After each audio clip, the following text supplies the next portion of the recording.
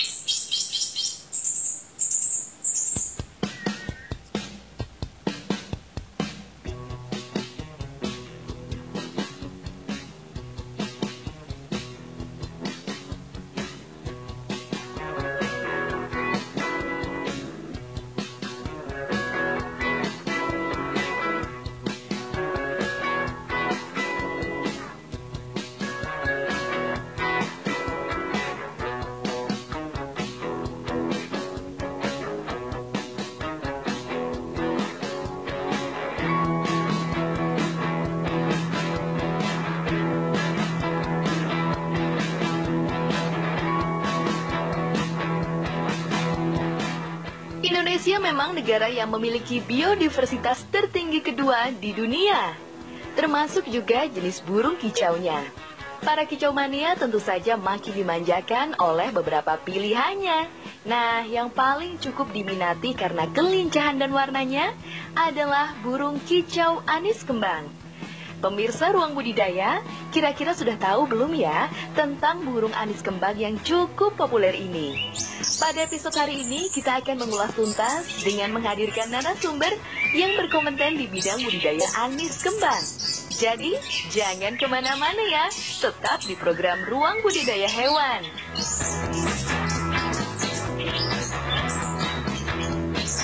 Assalamualaikum warahmatullahi wabarakatuh.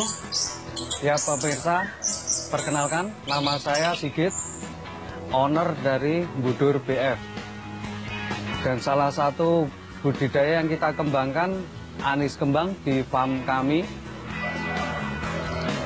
Dan alamat kami ada di Susuan, Tegalarum, Borobudur, Magelang.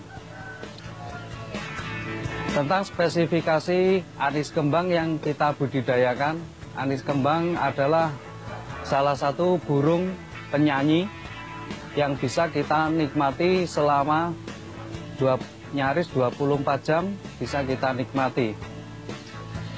Keindahan burung anis kembang tetap di suara dan di materi lagu yang dibawakan nggak monoton. Dia mempunyai lagu yang istimewa, lagu-lagu yang khas di anis kembang, nggak monoton, dibawakan kayak macam lagu burung kecil dan banyak varian yang lain. Dan yang paling istimewanya lagi, daya tahan berkicau anis kembang mampu bisa dikatakan nyaris 24 jam burung tanpa jeda. Di habitat aslinya anis kembang, dia berkembang di area hutan-hutan yang kelembapannya tinggi, macam di Sumbawa, hutan Rinjani. Di sana masih banyak ditemui burung anis kembang. Anis kembang menyebar di seluruh Indonesia, nyaris kebanyakan yang nggak hanya di Rinjani, tapi di daerah Jawa Barat, Tasik, sampai perbatasan Lampung juga masih ada di sana. Anis kembang makanan pokoknya adalah cacing dan buah-buahan yang ada di alam. Anis kembang dengan nama lain di istilah umum secara Indonesia, terutama di Malang, adalah punglor jali. Kami Budur BF memulai breeding anis kembang di tahun 2012. Dan kita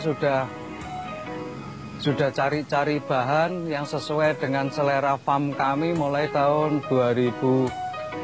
Kita udah mulai cari-cari, terus di 2012 kita mulai concern breeding, sampai 2014 kita concern menentukan arah dan spesifik untuk karakter untuk farm kami. Baru di 2015 dan bahan-bahan kita concern yang untuk standar Budur BF. Kita awalnya seleksi bahan-bahan dari burung mulai dari Malang, dari farm-farm ternama, dari beberapa pengalaman kami di saat lomba. Burung kalau kalah keras mesti istilahnya loncat. Loncat adalah salah satu indikasi burung down mental. Makanya kita mempunyai standar untuk di farm kami harus memenuhi 4 karakter tadi. Makanya setelah kita banyak seleksi, ternyata darah kuat dari Abah bisa memunculkan keempat karakter tersebut. Abah itu adalah nama burung anis kembang yang sudah banyak menjuarai di area Jawa Barat, juara nasional di era 90-an, dan dia mempunyai daya turun kuat karakter juara tersebut pada anak-anaknya. Anak-anak Abah rata-rata mempunyai karakter juara, dan di farm kami juga kita sudah buktikan yang mempunyai darah Abah minimal di farm kami kita anggap sekitar 60% rata-rata bisa jalan di lapangan. Minimal bisa bunyi, nancep, itu udah sesuatu yang wah. Untuk masalah kualitas dan lain-lainnya itu tergantung dari perawatan. Ciri-ciri dari terabah yang kita kembangkan, kalau dari sisi badan bisa dibilang pendek, burungnya kecil, di paruhnya runcing, agak pendek.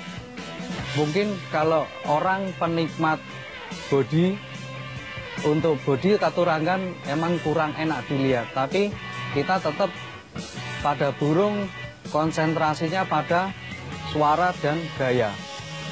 Oke pemirsa, jika Anda ingin mengetahui lebih jauh proses perkembangbiakan anis kembang, ikuti saya.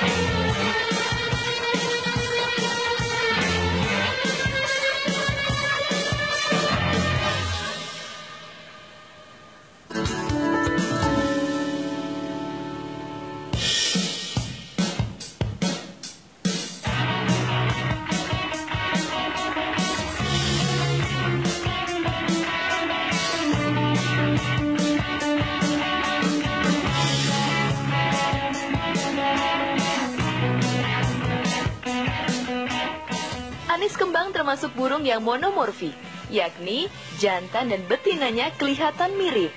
Ia hanya bisa dibedakan melalui mata dan kelopaknya, bulu, serta cara berdirinya. Salah satu faktor yang menarik para kicauania untuk memelihara anis kembang adalah suara kicauannya yang lantang dan iramanya yang berdurasi panjang.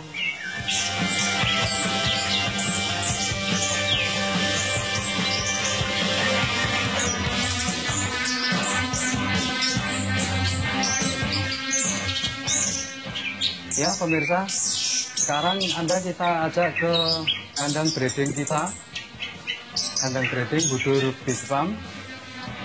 Di sini di kandang kita sesuaikan dengan kebutuhan seperti di alam. Jadi macam tingkat kelembapan sama pencahayaannya kita sesuaikan. Kebetulan setelah kita analisa panjang, kebutuhan dari burung breeding kita cuma hanya butuh pencahayaan matahari sekitar 40%. Terus proses penjodohan, mungkin kita proses penjodohannya simple. Salah satu kita taruh kandang kecil, kita taruh dalam. Terus pada saat proses penjodohan, jika dua-duanya antara jantan dan betina udah tidur berdempetan di yang kandang kecil di dalam sama yang dalam, itu mulai kita trial, kita lepas. kita pantau selama 24 jam reaksinya aman atau tarung. Jika tarung, baru kita ulangi lagi. Seperti metode awal tadi, salah satu yang lebih agresif kita taruh kandang kecil, terus yang pasif kita taruh level kita lepas bebas. Terus untuk treatment extra fooding, kita tetap mengikuti metode alam. Kita pakai cacing alam. Mungkin dalam satu hari kita kasih sekitar 20% dari kebutuhan dalam satu hari makanan. Mungkin di sini nggak hanya cacing, kita kasih tambahan, ada jangkrik, ada kroto, ada ular Hongkong. Selanjutnya proses perjodohan. Setelah 2 burung tadi udah jodoh, udah terpantau kawin, kita tinggal meningkatkan porsi EF tersebut, terutama makanan intinya cacing. Dari setting awal 20%, kita tingkatkan 20 ke 30 sampai maksimal 40. Kenapa kita cuma dimentok di 40% pemberian cacing? Karena dari pengalaman kami, kita tingkatkan sampai over di atas 40. Biasanya tingkat birahi keduanya jadi nggak berimbang, efeknya jadi tarung.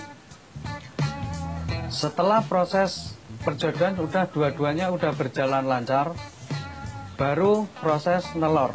Kuantiti untuk telur burung anis kembang antara 2 sampai 5, tergantung dari tingkat kesehatan dan nutrisi makanan yang didapat di anis kembang tersebut. Terus kalau udah proses telur sampai hasil 4, baru proses pengeraman. Proses pengeraman anis kembang durasinya sekitar 14 hari.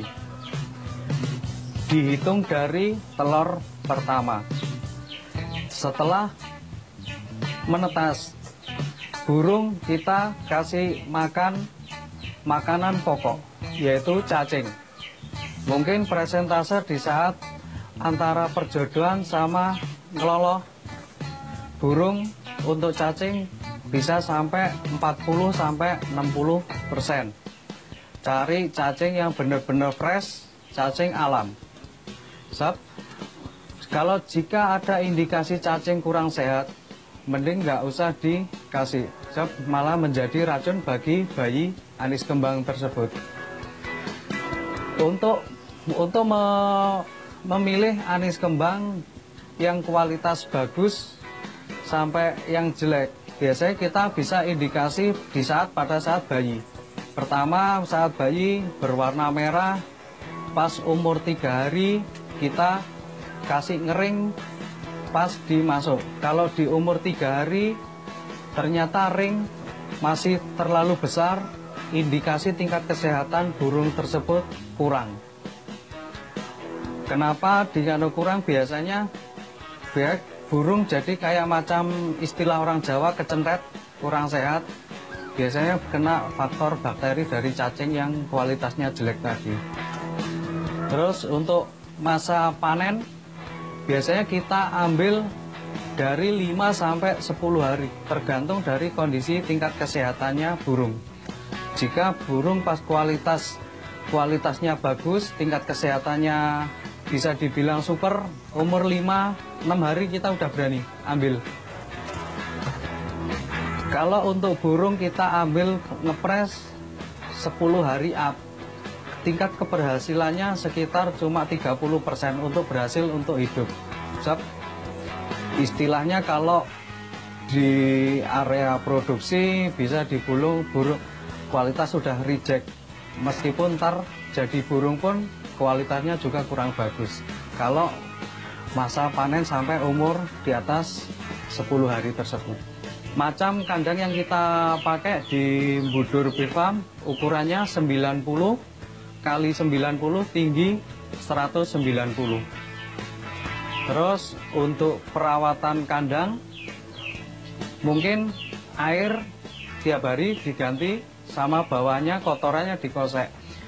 Terus kalau tips pingin bikin kandangnya ideal, dibikinkan drainase. Drainase tujuannya Jika kita ganti air sama dikosek, disiram, air langsung terbuang keluar. Terus untuk pencahayaan seperti yang saya sampaikan tadi, kalau yang pengalaman kami cukup 40%. Sebab kenapa kita pakai cuma 40%? Sebab kita mengejar di kelembapannya tadi. Mungkin ntar bisa dilihat di kandang-kandang kami macam banyak lumut-lumut, itu udah kelembapannya udah bagus dan burung udah nyaman. Mungkin dari tingkat pencahayaannya tadi, burung anis kembang kalau suasana teduh gini mungkin kayak di hutan yang lembab, jadi nggak terlalu terang banget, kena sinar matahari full. Kalau burung anis kembang, kalau kena sinar matahari full, responnya jadi lebih agresif, kayak kurang tenang.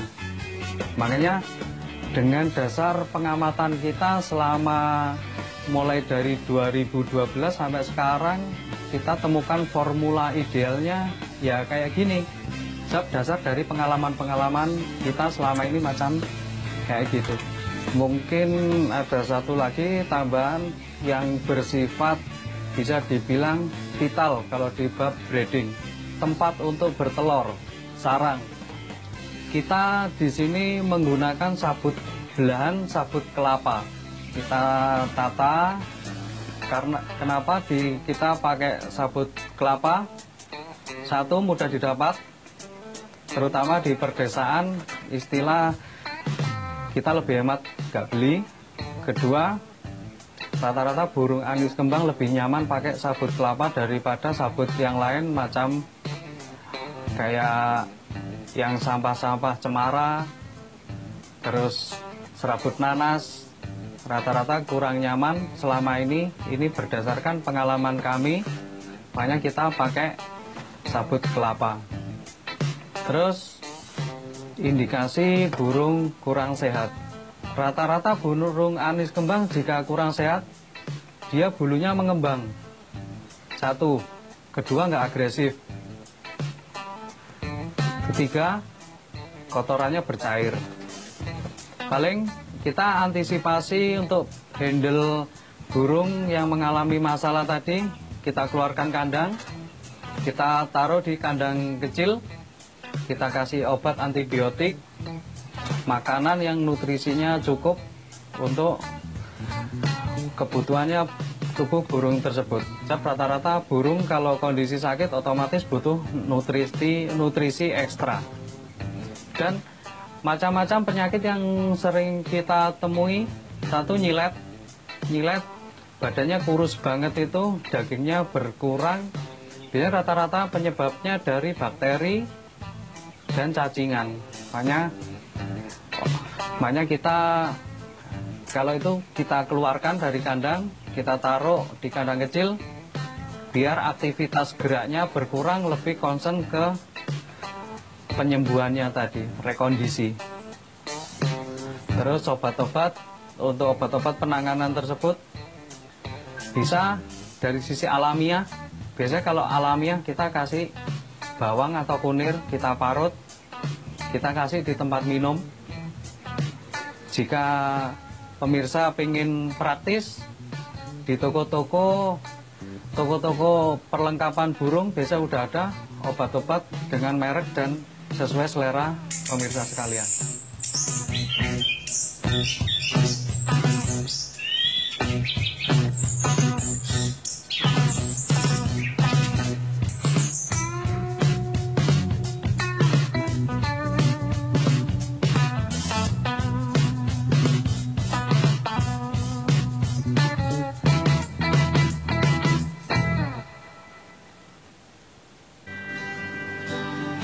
Kenapa kami menyarankan dari peternak atau farm yang kualitasnya sudah teruji? Karena satu, otomatis ada garansi. Kedua, sebab di peternak mesti otomatis ada garansi, macam garansi kualitas atau jangka waktu tertentu Jika burung tersebut tidak bunyi bisa diklaim. Ketiga, keuntungan kita beli burung di farm yang udah terkenal atau teruji kualitasnya. Dia udah mempunyai ekspektasi yang sesuai dengan yang kita harapkan. Terus mungkin saya ada satu tips lagi untuk perawatan. Kunci merawat di anis kembang ada satu di EF. EF itu adalah extra fooding. Tetap perawatan anis kembang harus tetap menggunakan cacing, karena cacing adalah makanan pokok di anis kembang. Kedua, dia mempunyai protein yang paling tinggi. Terus bisa ditambah dengan makanan EF lain macam jangkrik, kroto, uler, buah. Buah yang kita sarankan nomor 1 pepaya, kedua apel, ketiga pisang. Untuk pemberian bisa diselang-seling.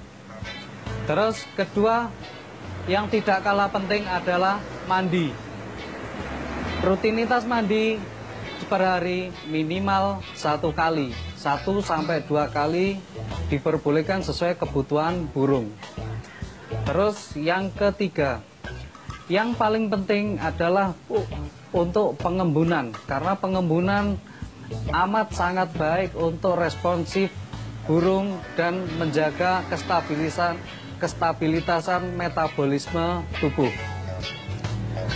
Jika 3 cara tadi kita jalankan secara benar, kontinu dalam perawatan, otomatis pada usia dari trotol 2,5 bulan sampai 1 tahun pasti akan bunyi jika burung tersebut jantan. Oke pemirsa, jika masih penasaran dengan anis kembang, bisa datang langsung ke farm kami yang beralamat di Susuan Tegalarum, Borobudur, Magelang, atau kontak WA kami 087877124359, atau jika ingin melihat koleksi-koleksi kami bisa klik Facebook Legijali Al-Buduri. Sampai jumpa.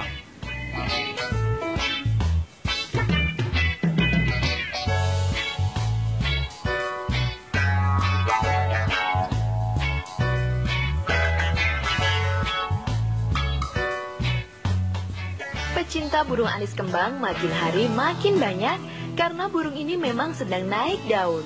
Bahkan pada sebuah perlombaan, jenis burung anis kembang pernah menyisihkan saingannya, yakni murai batu dan cucak rawa. Nah, kesempatan ini mungkin bisa menjadi dorongan Anda yang berminat untuk membudidayakan hewan. Pemirsa Ruang Budidaya Hewan, semoga ulasan tadi bisa menjadi pengetahuan baru Anda dan terus nantikan episode lainnya yang tak kalah serunya. Saya dan segenap tim pamit undur diri. Sampai jumpa.